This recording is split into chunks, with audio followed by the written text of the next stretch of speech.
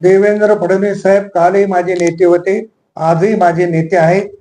कालही संबंध चांगले होते, आजही संबंध चांगले आहेत.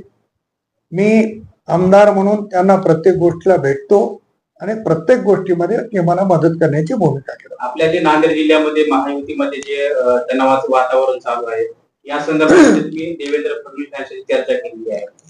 तणावाचं वातावरण काय? मी स्वतःहून तर काय भारतीय जनता पक्ष सोडलेला नाही. त्यांच्या ऍडजस्टमेंटसाठी मला राष्ट्रवादीत पाठवलं. पण मी ज्या पक्षात काम करतो तो पक्ष वाढवणं माझी जबाबदारी आहे. कोणी पण जो ज्या पक्षात काम करतो त्यांचा पक्ष वाढवणं ही त्यांची जबाबदारी आहे.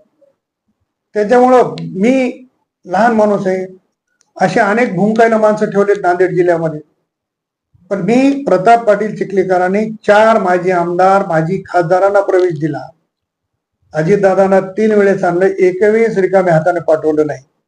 मी असा फेरप्रवेश तर दादांच्या उपस्थितीत कधी केला नाही. त्याच्यामुळे मला त्या प्रवेश सोहळ्यावर बोलायचं आहे, भुंकणाऱ्यावर बोलायचं नाही. परंतु महायुतीचा धर्म म्हणून मी आदरणीय अमित शहा साहेबांचं नांदेड जिल्ह्याच्या वतीनं स्वागत करतो. मला असं वाटलं की अमित शहा साहेब आले, काहीतरी एखादी घोषणा होईल, पण काय अडचणांनी मला माहिती नाही. एखाद्या विकास कामाची घोषणा झाली असती तर आणखी आनंद झाला असता.